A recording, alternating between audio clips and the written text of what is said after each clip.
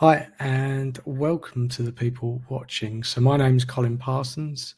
I started Vantage Point Consulting, and I've committed to doing 2 LinkedIn Lives a week for the next year. I'll come on to the reasons why I've done that in a few minutes. Now, normally I have a guest on these lives, and so I can interact with them and quiz them on their world and their understandings to improve some of mine. But I'm actually experimenting for the next 2 videos. Reasons being is that I'm away on holiday. Now, having committed just recently to doing 2 LinkedIn Lives a week for the next year, I wanted to see if I could use technology to allow myself to step away for a moment and not take technology away with me, really try to disconnect. So this is an experiment, and that's a lot of what the next year will be about, just seeing how things work, testing things, not thinking of things as a failure or a success, but just learning and tweaking and getting feedback along the way. So as I say, normally I would have a guest on here, but I'm going to do this solo for this video and one that's coming up afterwards. So look out for that. It should be coming out in a couple of days.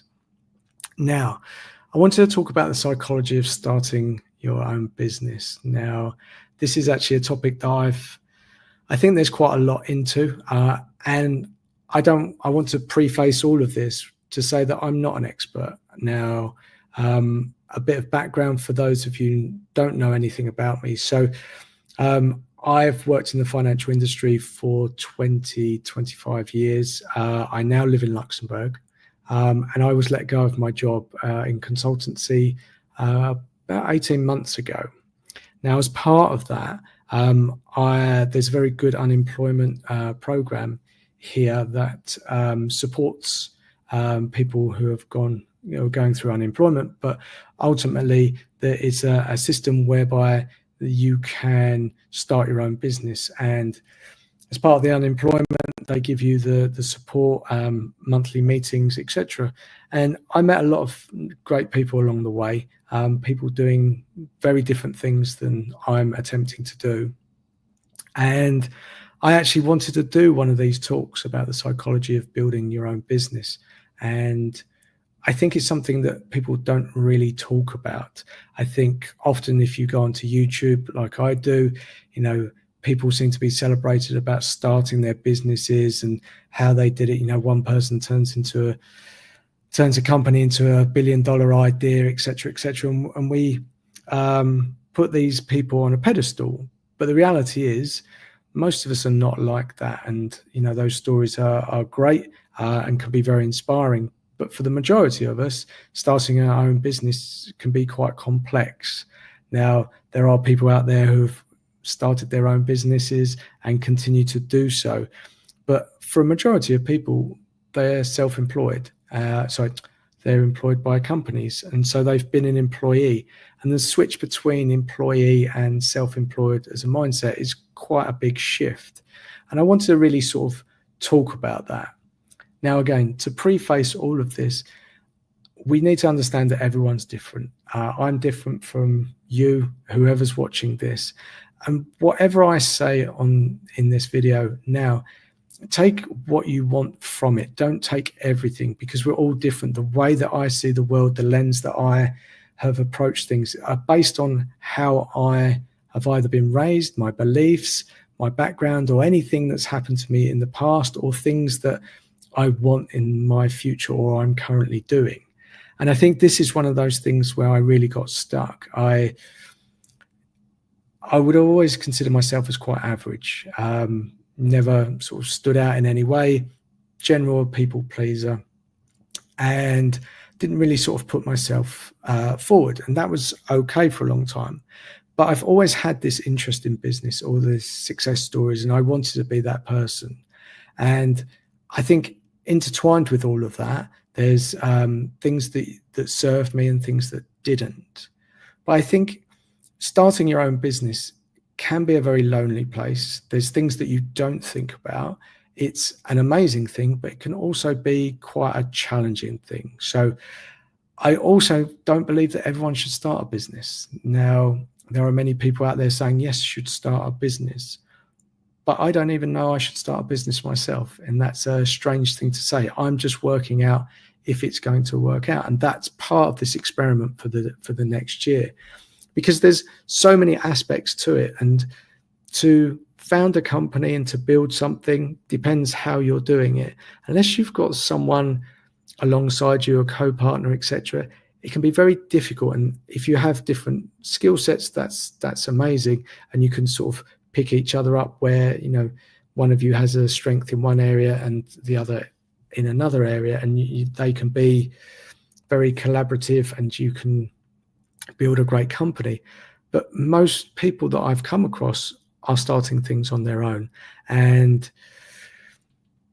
it's a challenge. There's things that we don't talk about or we don't think about, and yeah, I just wanted to share that with you. So again, whatever I say, take it and apply it to you. Don't think that everything that I'm doing is correct. A lot of them are experiments. Things will change over time, but internalize them, think about them. I'm going to try and give you some tips that I've done along the way, that I found helpful. Again, if they don't suit you, disregard. It's not everything I do. I'm not trying to sell a framework or saying that I know everything, because in reality, I know very little. I just am using the experiences that I've gone through recently to maybe share and to help, you know, even if it's one person out there trying to start a business.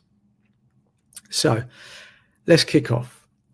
The first thing I think I've often struggled with when starting my own business. So again, let's rewind the clock a bit. I tried to start a business, or several different businesses, under the same sort of banner, under a title of Frontgate Limited years ago. I started it in the UK with the idea of selling process modeling, a course where I would teach and train people to do a processing modeling in a new way. It wasn't reinventing the wheel, but it was something that I was taught back in London, and I used it, and I used it 100% of the time, and it worked. And I thought this was absolute gold, and I was surprised that people didn't do things this way. And I saw the benefits of doing that, and it helped me, helped the projects I was working in and the companies, and it helped communicate. And I saw a huge amount of benefits in that. And I tried to sell that as almost a digital course to make money. And we'll come on to the subject of money a bit later. But the idea was, okay, I could do this. Now, that journey along the way has changed. I've tried to lean into the process modeling journey, trying to find my target audience, and it didn't work. I've tried to pivot into, I was a chief happiness officer previously, and I felt that was a good position to have in many companies, because I wanted people to really connect with their people and understand them. But no one was buying that either. And lastly, when I started this journey being unemployed, I wanted to be a consultant and help leaders connect with their people.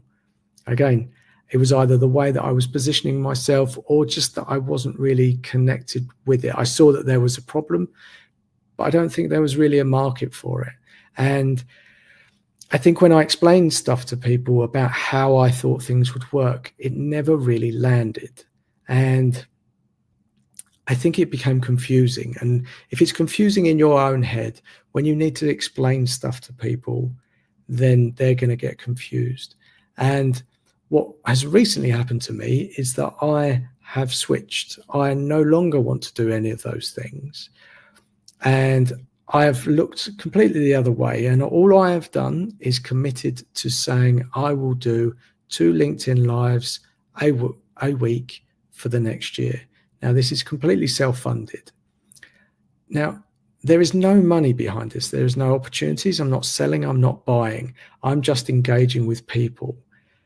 But the reality is, what this has allowed me to do is throw all the things, all the shiny objects around me that I would normally kind of get caught into, a website, newsletter, connecting, creating a funnel, etc., and just say, no, I'm not doing that.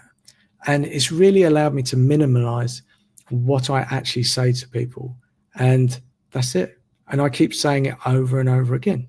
I commit to 2 LinkedIn Lives a week for a year. So I've got my time frame. I know what I'm doing. I've committed to myself. There's no one holding me accountable other than myself. And the conversations, as I say, are loosely based around business and people.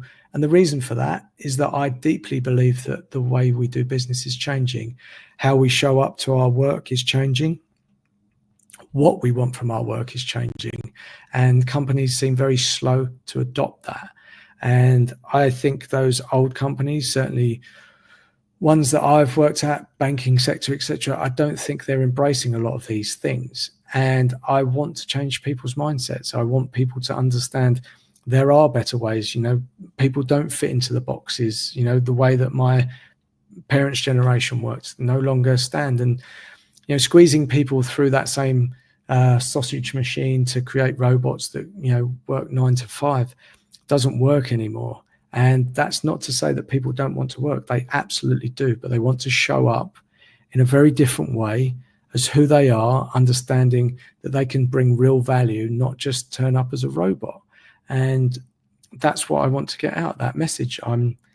Hopefully the more people that listen to this will start to think that differently and try to bring some of that open-mindedness into their companies, because I truly believe from the bottom of my heart that this will help companies going forward. And saying all of that has allowed me to be clear on what I want to do. I've taken all the noise away, all the things that didn't kind of resonate, and I've just landed with that. Now, had you asked me 2 years ago, that would have seemed so simple. And connected to that, I was always thinking, how do I generate money? And this is the first sort of hurdle that most people come across, because you start a business and there needs to be a business case.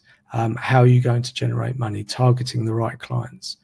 And that is probably the right way. But for me, it's not.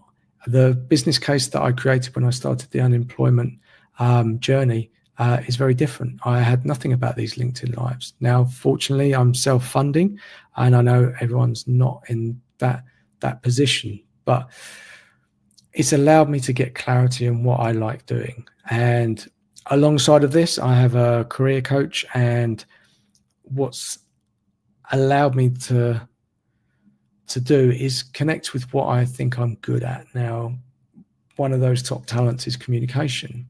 For the longest time, I didn't think I was a good communicator. I was told previously in one of my old jobs as part of my appraisal that I had a very monotone voice, and that stung and it didn't sit well for me. So I was reluctant to put myself on video or even watch myself.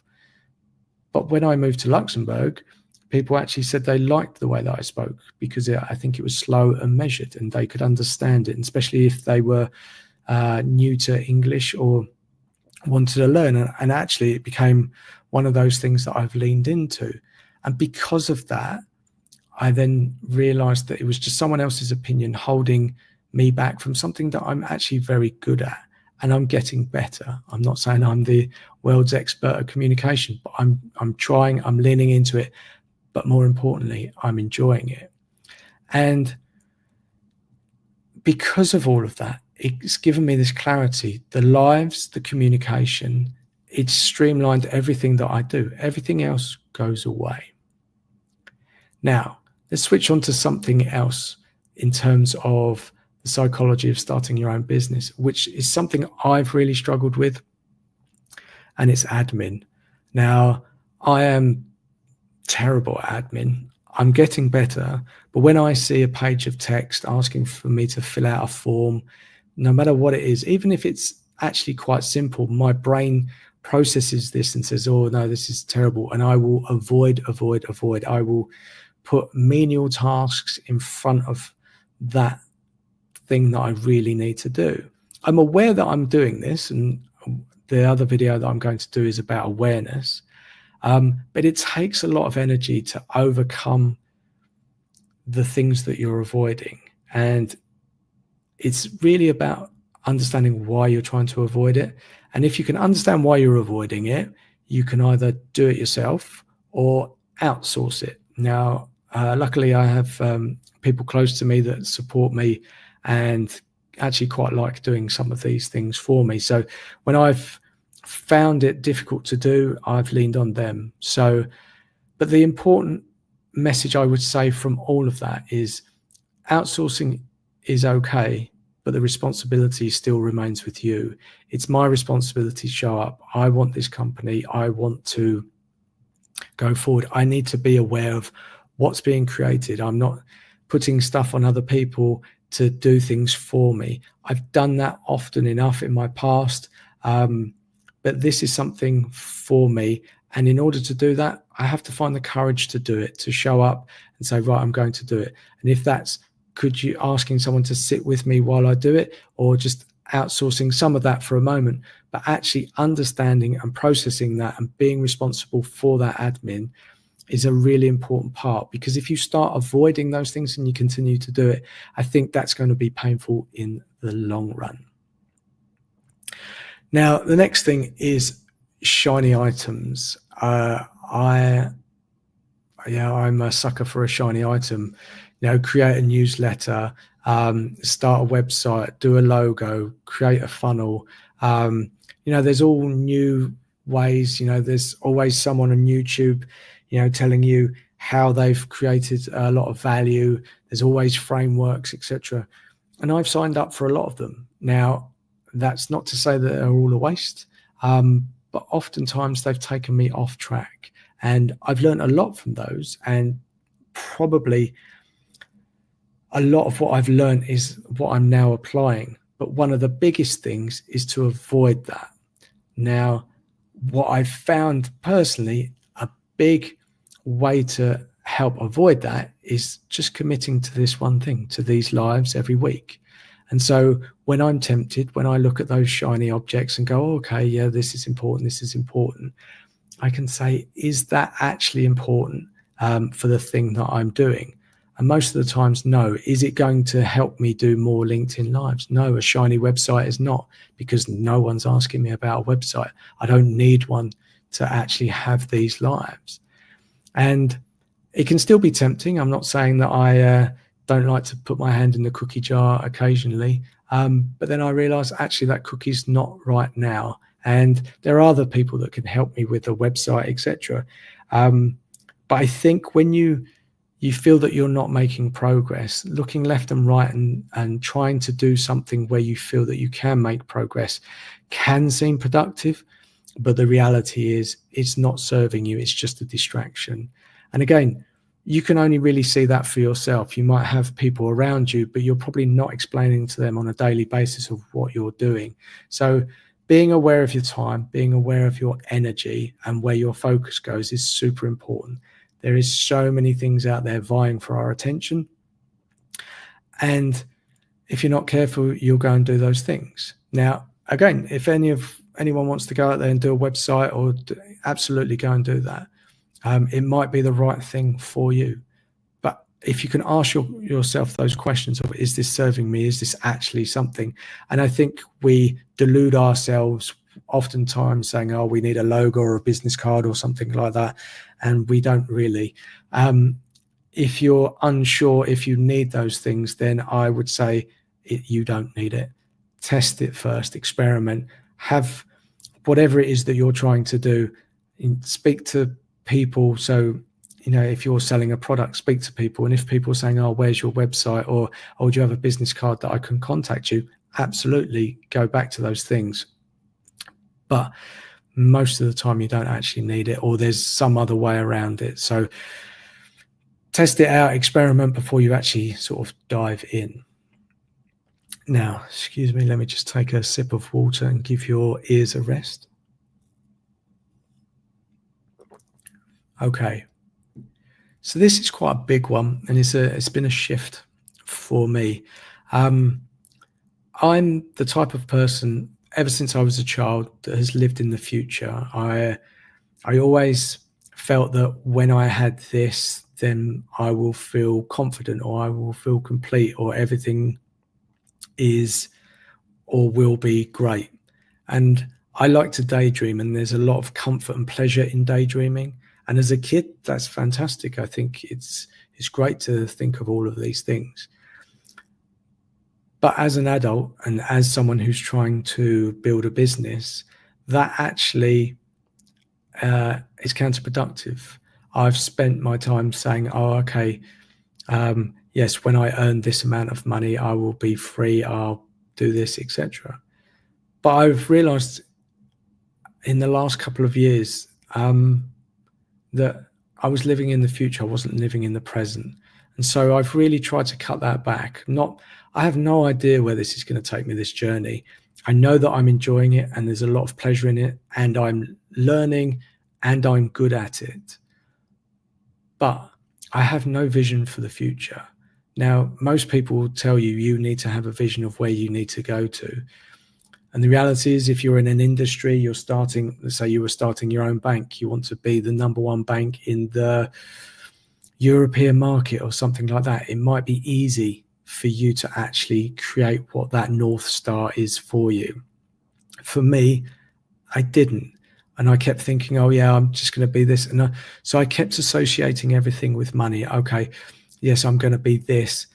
Now I don't do that. I literally work from week to week, month to month, and I'm present and I'm enjoying it. And there's a lot of value in that because I'm not waiting for tomorrow to be happy. I'm learning these things as I go. I'm putting myself out there, and there's so much pleasure in that. And it brings me into the present moment. Again, not easy to do. Sometimes my mind wanders, and yeah, it's okay to have a fantasy or think about something in the future. But spending your whole time thinking you're going to be like this when something happens, when I'm successful or when I get so many followers, the reality is it's not that. You can make that happen today. You can be more confident. You can show that you're building your confidence through the things that you're doing, and you can be fully present. And who knows what's going to happen a year from now? I could have a fatal accident and things don't work out, and I would have wasted all of that living in the future. But I'm doing what I want to do today, and that's super important to me.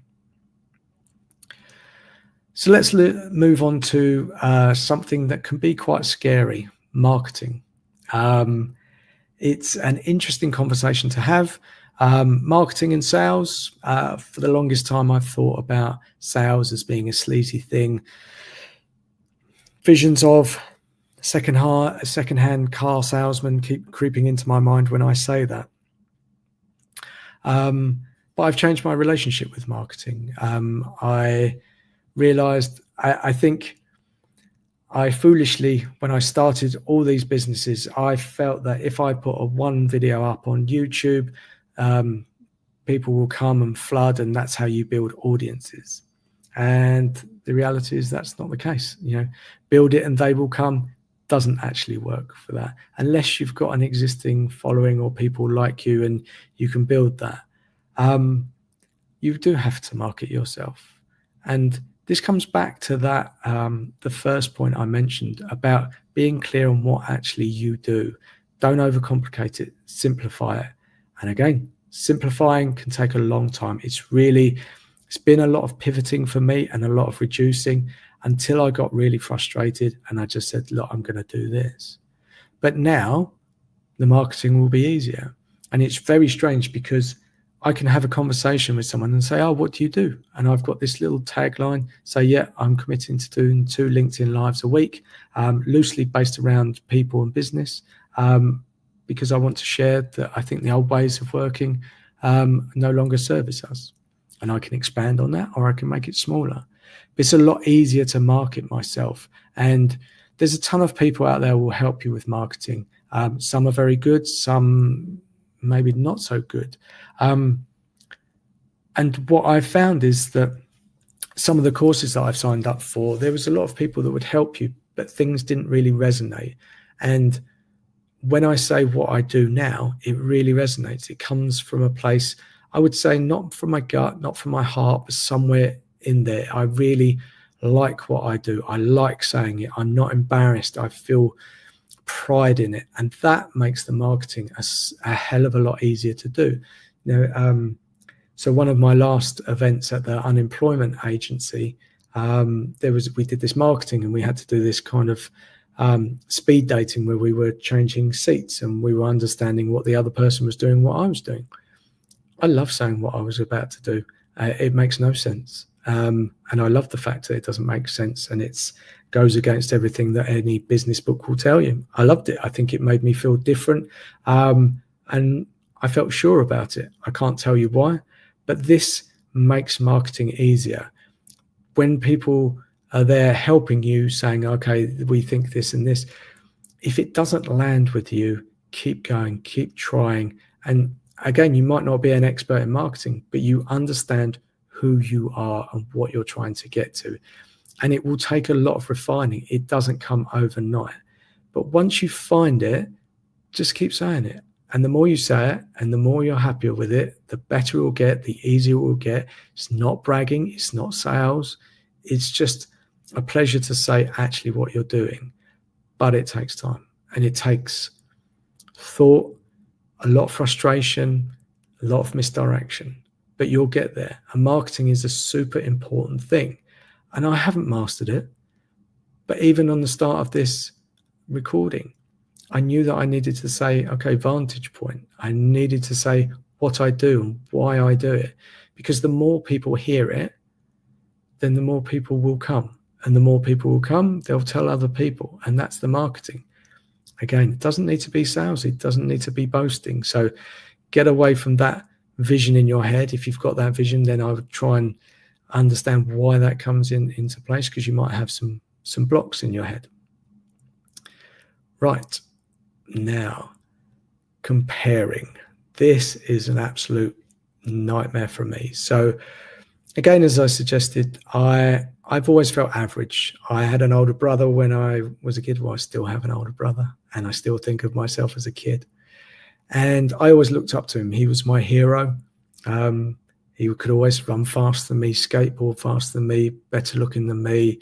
Just put him on a pedestal.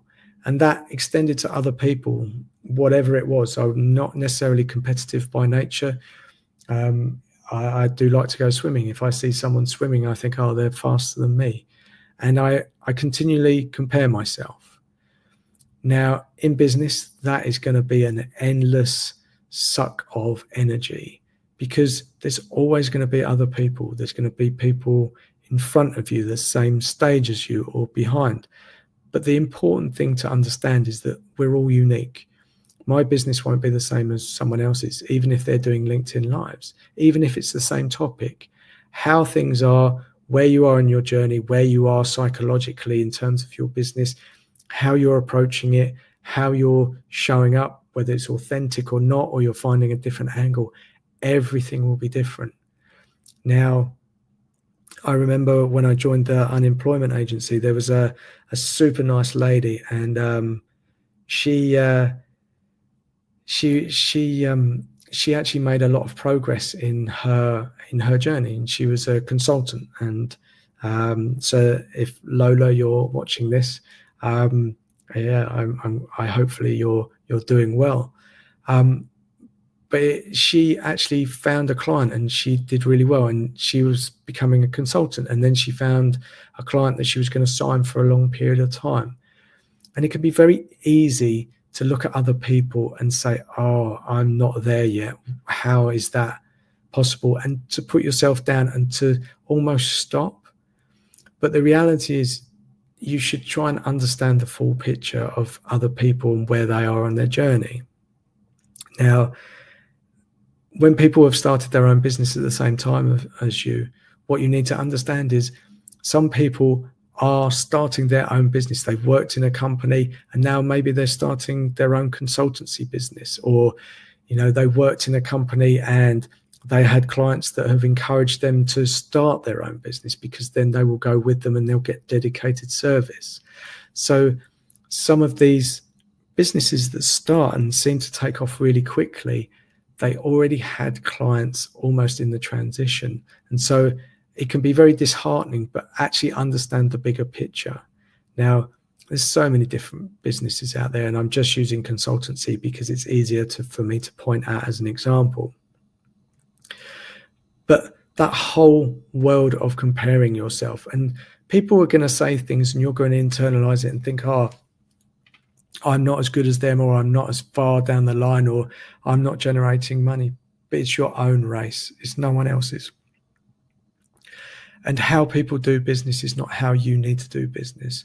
And the connections that you want may take time. And something that I think is, made, romanticized is this word hack. And I've said this on a few lives before. Hacking is, it sounds great. And I think there's a lot of noise out there that we can actually, take away. But, starting your own business and making successful isn't about doing something quickly and getting loads of clients, because if you do, there might be the odd unicorn out there that does that. Great. But really, if you're trying to build clients and build relationships, that's a long-term thing. You've got to be in it for the long haul. Think about years or decades. Don't think about it, 6 months, I'm going to be a millionaire. That's, I'm sure there's the odd person that's actually done that, but it's very short-lived. And if you're in it for that quick win or that hack, I would suggest maybe rethinking your strategy, because business isn't about that. It's about building deeper relationships that can overcome, financial troubles and, maybe pivoting. And so you need to think differently, and it's a long-term strategy, not about the next 6 months. So I think the next topic we should talk about is money. And there's so many angles on this one. And I think it's a very interesting topic. And I think I'm going to start with the idea about money, because I think it has so many misconceptions. One of the big things that I struggled with was that I felt money was my identity. And I think that a lot of people out there might struggle with the same thing, but they're not quite aware that actually exists. So for the longest time, I wanted to start my own business. Someone close to me once said, normally people have a product and build a business around it. You want to build a business and then find the product. And I 100% agree with that. I kind of was obsessed about thinking about business, how it all works. But part of that was about generating money. I would come up with these ideas that, I want to make 20,000 a month, 50,000 or $1 million, because you see these people out there making this money and go, yeah, absolutely, I want to do that. And it took quite a long time to understand that, these were just fictitious numbers. They weren't things that I wanted. They were just arbitrary. But then behind that, I was like, why do I want to do that? And I realized through the help of coaches and therapy that there was a lot of my identity wrapped up in the idea of money, that people would see me differently, that people would potentially like me better, that I could give back to other people, or people would, as a person that's suffered with people pleasing their whole life, I think it was a way to feel that people thought that I was a good person. Now, it's taken me a journey to actually get away from that idea about money being my identity. And it was painful at the time, because I was that kid that, I used to save money, and my parents, recognized it. They said, and say about my brother, if you want to save up for something, look at how Colin's doing it. He's saving money. And I think I internalized that. And that became my identity. I wanted my parents to be proud of me. I wanted that to be my identity. And in the world of business, I confused my identity and this relationship with money, and thinking, okay, when I have this money, this will be a certain thing, or this actually, I need to get to this level. Now, the reality is that we need to take money out of the equation, because it's such a misdirection. There's a couple of parts to this, but I believe, and I've seen in my own world, that we fundamentally believe that we need more money than we do. And I know there's people out there that do not have money and really struggling, and I sympathize, etc. But especially living in a world where we consume so much, we sign up for everything: subscriptions, gym memberships, we're buying the latest thing, the latest car, everything. We don't really need it. And if you're serious about business, then you need to reduce. You might have built a lifestyle that looks fancy from the outside, but inside you just want the next shiny thing. And if you want the next shiny thing, again, there's some psychology behind that. It might be just who you are, but actually it might be something related in your past. And I would spend some time questioning that, because I don't think it's servicing you well, and actually will be holding you back. Because I learned a few years ago that actually if I could reduce what I was spending, I didn't have that many outgoings. I didn't need a lot of things. I was careful with my money. That has good and bad effects sometimes. But if I truly wanted something, I would save for it. But when I was earning very good money, I had an excess of money, and I didn't actually still want to buy anything. So it allowed me to actually reduce that connection with money. And when you do that and you distance yourself from your identity with money, you can kind of take it out of the equation. You can work out actually what you need as a minimum, and then new ideas, how to start a business, what to do, what you actually fundamentally need to earn each month changes. And it's quite an enlightening moment. And I realized that I actually needed a lot less than I thought. I also think that we look to make money our identity as a status, as a comparison to other people. And earning a lot of money, people looking at you and seeing you, oh yes, you've got this fancy job, this great salary. They don't even know, but they'll probably assume what you earn, and that can feel great, but it's a misdirection.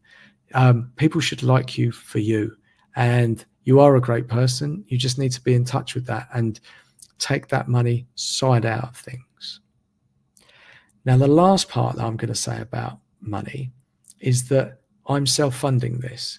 And again, I have the luxury of coming into some money recently, sold a property, and I've committed that I will self-fund this for a year. Now, that means I've got to pay for my rent. I've got 2 kids.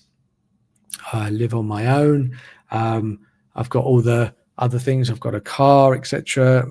A whole load of things. And I need to pay for some of the equipment, etc. to run this. Why have I done that? Because money started to stress me out. Now, I'm very fortunate that this money came into my life. I'm very grateful for all of those events that actually allowed that to happen. But I realized that every time I thought about money, I thought about going back to doing a job. And I moved further and further away from doing the thing that I wanted to. And every month I was thinking, okay, this is coming up. I've got to find a job, especially when the unemployment money was running out. And coincidentally, I came into this money towards the end of my unemployment.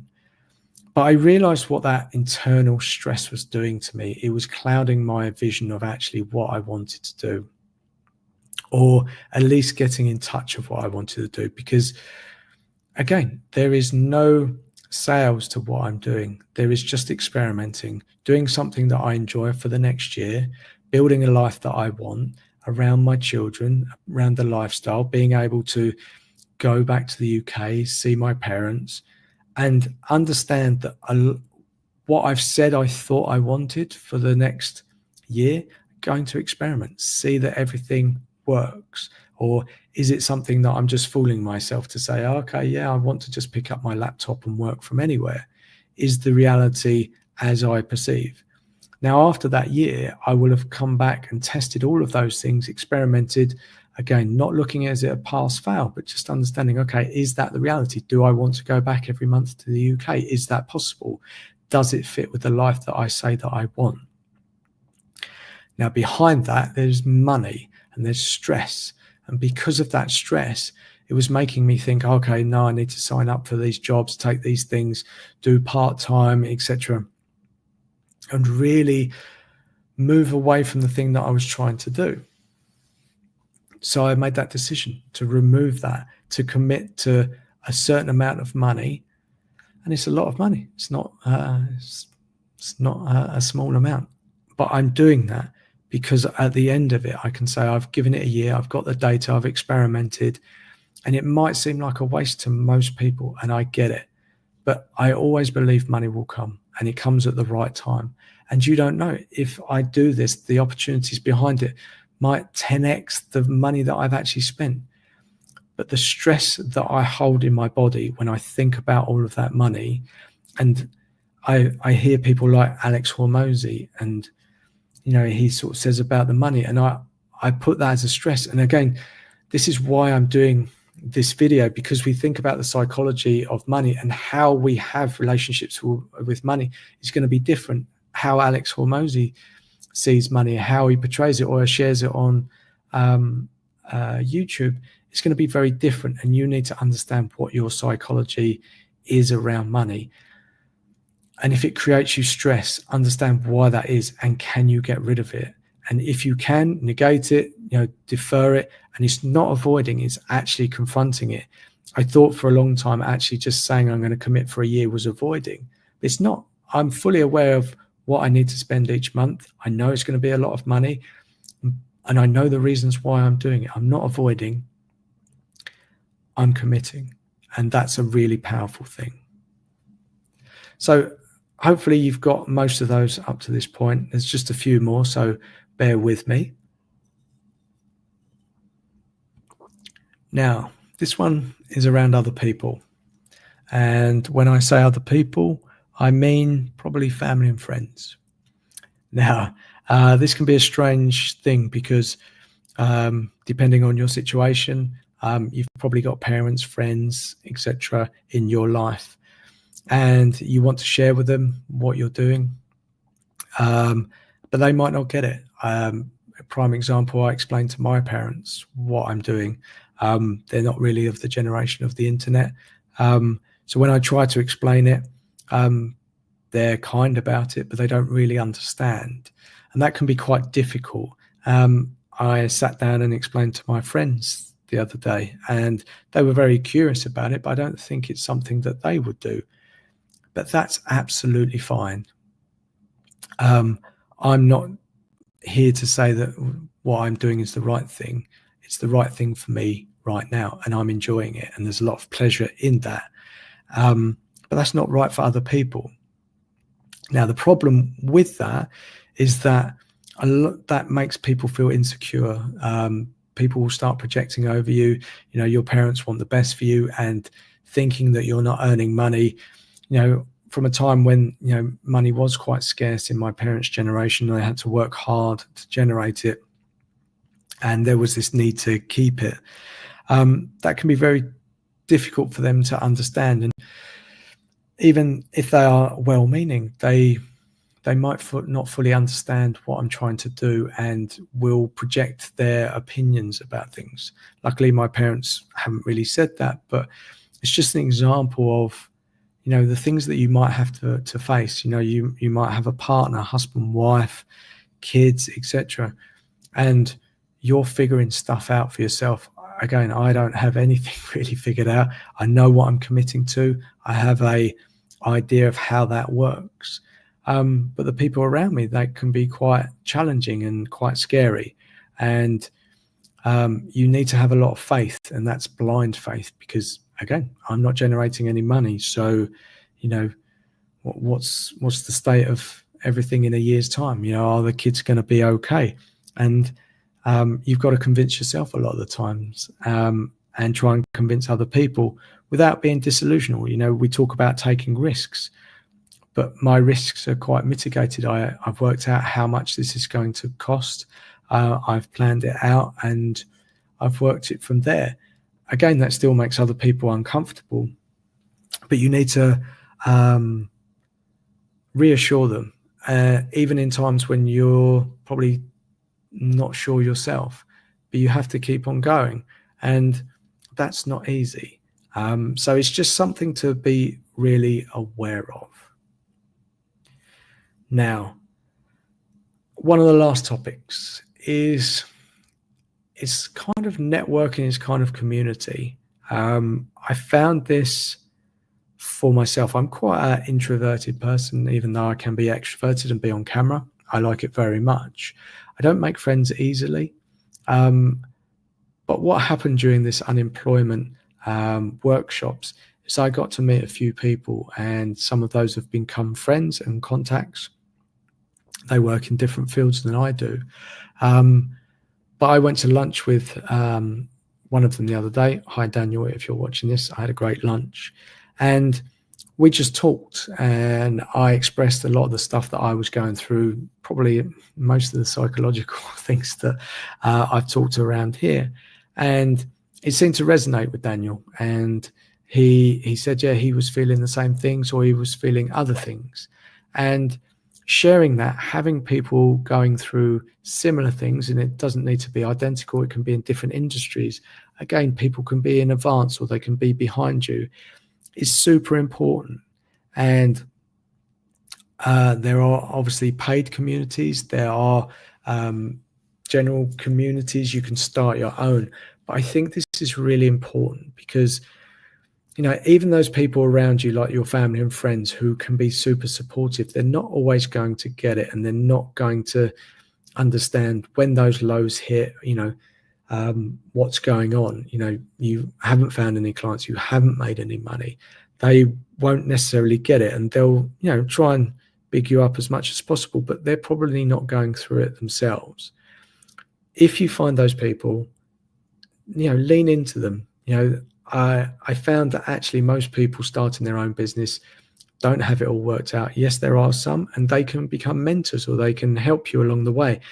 And I found that people starting their own businesses are very generous with their time. They are willing to help other people, often in exchange for something that they can't do. So there's maybe someone out there that could do photographs or profile pictures or a website, and I could trade them for maybe having a live conversation, bringing some awareness to what their service is.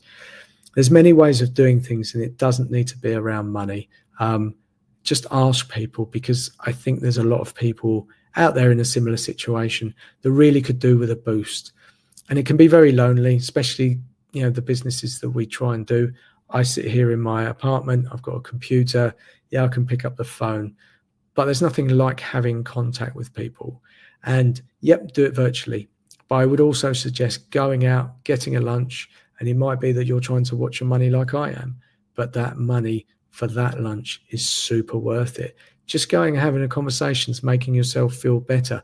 Just releasing the pressure on yourself to actually start that business or what you're going through, or just sharing. It can be an absolute game changer, because again, social media sort of idolizes all these people and everything is working well, or even that things aren't going well.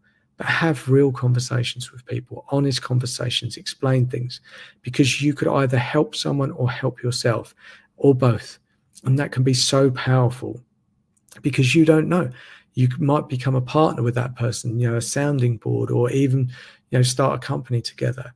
But that sense of community, that sense of understanding each other, that sense of supporting each other is super important. And if you are to keep going, then I would say this is a fundamental thing that you need to do. And don't worry about asking, because actually most people will do it. Now, I've rambled on for a long time, but there are some very key points in there. So if you haven't taken them all, maybe go back and watch it. I'm going to wrap up here. But I really want to end on this thing, this one fundamental thing. I'm having fun. Now I'm going to let that land, because all of the things that I've talked about, all the highs, all the lows, all the things that I'm learning, within that, I am having fun. There's a lot of pleasure in working things out. There's a lot of pleasure in learning new things, in meeting new people, in things not working out as you planned, in trying something and building confidence, trying things and it not working out and being okay with it, being kind to yourself. And I realized the other day, I'm having fun. And because I'm having fun, I show up time and time again. And it's easy to get lost in that, especially when you start to look at all these things and say, I've got to do all that, when you're not naturally good at all of those things. But I have fun. doesn't mean that every moment of every day, I've got a smile on my face. Sometimes there's a bit of stress that comes in. But even with that, I'm grateful for that stress because it's a good stress. But all of this is because I'm creating it in my way, the way that I want. I'm not signing up to what someone else wants. And that's a big reason for me starting my business, because I wanted that freedom. I understand one of my biggest values is freedom. Again, I'm testing all of that. I'm seeing what works, what doesn't work, what technology to use, how to have conversations, open my mind, realize that I'm closed-minded in certain things, realizing how my energy works, understanding what the foundational things I need to build, building a life the way that I want to do. And I'm doing that with fun, with kindness to myself, not beating myself up, not thinking that I know everything, but having fun. And it's so much pleasurable that way, because I figured I could have done a different job. And at the end of that, the results would be that I need to go and do something different that maybe I don't want. But I'm going to do it my way.